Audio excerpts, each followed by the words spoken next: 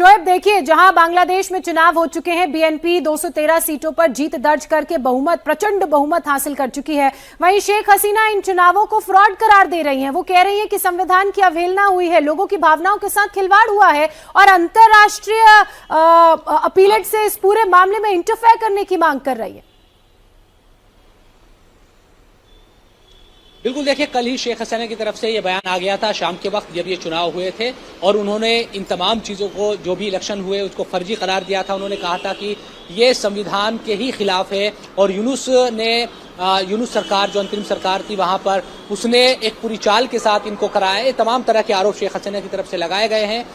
तो शेख हसीना जाहिर सी बात है कि वो भारत में शरण लिए हुए हैं, और जिस तरह से हमने अगस्त में 2024 में उनके खिलाफ जो आंदोलन हुआ था और जनता या खासतौर पर जो युवा थे वो सड़कों पर उतर गए थे, उसके बाद से ही शेख हसीना के जो भी बयान है हम देखते हैं कि यूनुस सरकार जो अंतरिम सरकार है उसके खिलाफ आते रहे हैं। लेकिन अब चूंकि चुनाव हो चुके हैं और तमाम देशों से जो भी राष्ट्राध्यक्ष है या जो भी अलग अलग देशों से तमाम लोग बधाई भी दे रहे हैं बांग्लादेश में इस चुनाव को लेकर, बीएनपी की जीत को लेकर, तो यकीनन इनको तस्लीम करना पड़ेगा इन आंकड़ों को। और भारत ने भारत के प्रधानमंत्री की तरफ से भी अब इस जीत को स्वीकार किया गया है, और नरेंद्र मोदी की तरफ से यकीनन भारत और बांग्लादेश के जो दरमियान रिश्ते हैं उनको और ज्यादा बेहतर बनाने की बात भी कही गई है। तो कुल मिलाकर ये तमाम जो आरोप प्रत्यारोप है ये तो चलते रहेंगे राजनीतिक तौर पर, लेकिन ये बात सच है कि बीएनपी को भारी समर्थन बांग्लादेश की जनता का मिला है, और चुनाव के दौरान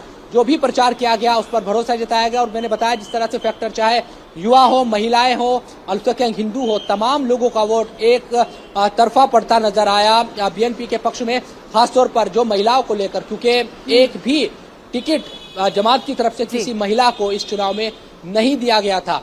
तो खुद सोचिए कि किस तरह की स्थिति वहां पर अगर जमात आती तो महिलाओं की रहती, ये एक बड़ा सवाल था। इसके अलावा हालांकि बीएनपी की बात करें तो बीएनपी ने भी एक बहुत बड़ा कोई ऐसा नेतृत्व या ऐसी भागीदारी महिलाओं को वहां पर नहीं दी। कुल जो अगर टिकटों की हम बात करते हैं तो सिर्फ 3.77%, यानी कि सिर्फ इतनी कम जो भागीदारी है वो महिलाओं को वहां पर मिली है। हालांकि ये भी है कि इनडायरेक्टली 50 महिलाएं संसद में पहुंचती है, वहां पर वो आरक्षण उनको मिला हुआ है। लेकिन जब आप चुनाव में होते हैं तो आपको टिकट देकर जनता के बीच महिलाएं अगर ज्यादा आए और वो चुनकर संसद जाए तो उससे उनका कॉन्फिडेंस ज्यादा बढ़ता है, या आत्मविश्वास उनका ज्यादा रहता है काम करने का। इन पार्टियों ने इन तमाम चीजों का ख्याल बांग्लादेश में नहीं रखा, इन कम से कम चुनाव को देखकर लगता है। लेकिन फिर भी महिलाओं का वोट जमात के मुकाबले बीएनपी को सबसे ज्यादा मिला है, ये चुनाव के नतीजे बता रहे हैं। इसके अलावा एक बड़ा जो फैक्टर हमें दिखाई दिया, जो आंदोलन वहां पर हुआ था, युवा सड़कों पर उतरे थे शेख हसीना के खिलाफ, उस वक्त उस आंदोलन से निकली हुई जो पार्टी थी एनसीपी, जिसने बाद में जमात के साथ गठबंधन भी कर लिया, उसको भी बहुत ज्यादा सपोर्ट नहीं मिला है वहां की जनता का। उसके जो अध्यक्ष है वो जरूर जीत गए हैं, लेकिन दूसरे जो लोग हैं वो हार गए। इसी तरह से शफीकुर रहमान जो जमात के चीफ है वो जरूर सीट जीत गए, लेकिन उनके कई बड़े जो नेता है वो चुनाव हार गए। तो युवाओं का साथ भी जमात को नहीं मिला, एनसीपी को नहीं मिला। इसके अलावा जब एनसीपी ने जैसे ही जमात के साथ गठबंधन किया था, बहुत सारी जो महिलाएं थी जो एनसीपी से जुड़ी हुई थी, इस पूरे आंदोलन में वो साथ रही थी। युवा जो महिलाएं थी, खासतौर पर जो लड़कियां थी, उन्होंने भी एकदम से एनसीपी का साथ छोड़ दिया था। तो कुल मिलाकर ये कह सकते हैं कि जमात पर उनका भरोसा नहीं था, और यही वजह रही कि बीएनपी को इतनी प्रचंड जीत बांग्लादेश में इतनी प्रचंड जीत मिली है, तारिक रहमान को इतनी बड़ी जीत मिली है, और बांग्लादेश की राजनीति में बदलाव जाहिर तौर पर देखने को मिलेगा। प्रधानमंत्री नरेंद्र मोदी ने भी तारिक रहमान को जीत की बधाई दी। उन्होंने कहा कि ये जीत लोगों पर आपके भरोसे को दिखाती है, ये जीत लोगों पर आपका भरोसा दिखाती है, बांग्लादेश के साथ भारत खड़ा है। ये प्रधानमंत्री नरेंद्र मोदी ने एक बड़ा स्टेटमेंट दिया है। लेकिन शोएब, जिस तरीके से प्रधानमंत्री तो दोस्ती का हाथ आगे बढ़ा रहे हैं, क्या बांग्लादेश भी आगे बढ़ाएगा? क्या बांग्लादेश भी भारत के साथ अपने रिश्तों को सुधारने के लिए पहल करेगा, या फिर अभी वक्त लगेगा? अभी देखना होगा, वेट एंड वॉच की सिचुएशन रहेगी कि क्या बांग्लादेश भारत के टूवर्ड्स अपनी जो रुख है उसको बदलेगा या वैसा ही अभी रहेगा? देखिए, खास तौर पर अगर पड़ोसियों की बात करते हैं बांग्लादेश की, तो हमारा जो देश है वो सबसे बड़ा और सबसे मजबूत पड़ोसी है। बांग्लादेश को इस बात का पता है। हालांकि हम देख रहे हैं कि जब यूनुस की अंतरिम सरकार वहां पर 14 महीने की थी, उस वक्त पाकिस्तान ने बहुत ज़्यादा दखल वहां देने की कोशिश की, भड़काने की कोशिश की, और उसका जो असर है वो कई जगहों पर दिख भी रहा था बांग्लादेश में।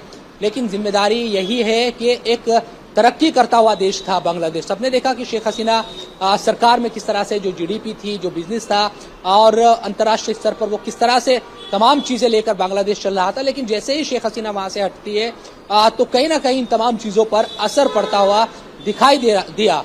अब चूंकि चुनी हुई सरकार वहां पर बनी है, कई तरह के आरोप भले ही हो कि और ये बड़ी बात भी है कि अवामी लीग को आपने बैन कर दिया और उसके बाद आपने चुनाव कराया, जबकि होना यही चाहिए था कि जनता अगर किसी पार्टी को बाहर करती तो कम से कम वो मान्य भी होता कि जनता ने इस पार्टी को बाहर किया, उसको वोट नहीं दिया। लेकिन आपने एक साजिश के तहत अवामी लीग को वहां पर बैन कर दिया, उसने चुनाव ही नहीं लड़ा। तब भी अब तारिक रहमान के कंधों पर जिम्मेदारी होगी कि वो कैसा बांग्लादेश चाहते हैं।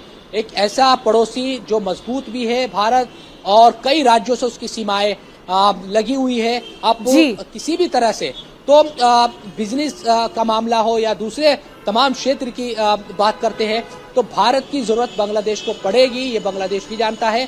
अब जिम्मेदारी उन्हीं की है। भारत हमेशा चाहता है कि पड़ोस में शांति हो, रिश्ते अच्छे रहे, तमाम चीजें।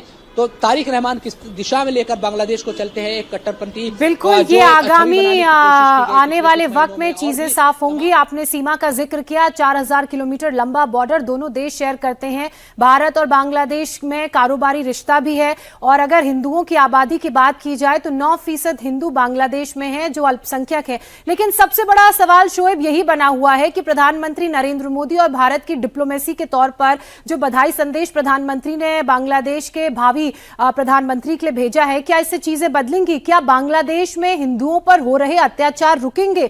क्योंकि आज तो इनकी तरफ से एक सर्वधर्म प्रार्थना का भी कॉल दिया गया है। उन्होंने बोला है कि हम जीत सेलिब्रेट नहीं करेंगे, लेकिन एक सर्वधर्म प्रार्थना जरूर होगी। क्या ये संकेत है? बिल्कुल, देखिए, ये सुबह बहुत जल्दी एक बीएनपी की तरफ से एक स्टेटमेंट जारी किया गया कि किसी भी तरह का जो जीत का जश्न है वो नहीं मनाया जाएगा। इसकी दो वजह है। एक तो ये कि जिस तरह से पिछले कुछ महीनों से वहां पर आंदोलन हुए, तमाम चीजें, तो बीएनपी को ये भी डर है कि कहीं ऐसा ना हो कि अगर जश्न मनाने सड़कों पर लोग उतरे तो इस तरह की घटनाएं फिर से ना हो जाए और जो जीत की खुशी है वो कहीं दूसरी तरफ ना चली जाए। दूसरा, खालिदा जिया का निधन हाल ही में हुआ है, इन चुनाव से ठीक पहले। तो उन तमाम चीजों को लेकर भी बीएनपी की तरफ से कहा गया है कि आज जुमे का दिन भी है तो मुस्लिम मस्जिदों में नमाज पढ़े, दुआ करें, और तमाम जो दूसरे धर्म के लोग हैं वो मंदिर, चर्च, उन तमाम जगह पर जाकर पूजा और प्रार्थना करें और खालिदा जिया की आत्मा की शांति के लिए वो प्रार्थना करें या दुआ करें। ये उनकी तरफ से कहा गया है। अभी 11:30 बजे एक प्रेस कॉन्फ्रेंस भी करने वाली है बीएनपी इस जीत को लेकर। पूरी जो भी उनका जो भी रद्द अमल है, जो भी प्रतिक्रिया है वो भी रखी जाएगी। तारिक रहमान क्या कहेंगे, इन तमाम चीजों को बताने की कोशिश इस प्रेस कॉन्फ्रेंस में होगी। तो 11:30 बजे का भी इंतजार करना होगा। जीत के बाद पहली प्रेस कॉन्फ्रेंस करने वाली है बीएनपी। इसके अलावा जिस तरह से जश्न न मनाने की बात कही गई है तो इसको दोनों ही फैक्टर से देखा जा रहा है। तो खालिदा का चूंकि निधन हुआ है हाल ही में, उनकी आत्मा की शांति के लिए बात कही जा रही है कि आप प्रार्थना और दुआ कीजिए। शोएब, देखना होगा कि तारिक रहमान कहते भी क्या हैं और इसके साथ साथ भारत के साथ अपने रिश्तों को लेकर क्या वो इस 11:30 बजे की प्रेस कॉन्फ्रेंस में कोई बयान देते हैं, क्योंकि भारत एक मजबूत पड़ोसी देश है और भारत की जरूरत जाहिर तौर पर बांग्लादेश को फ्यूचर में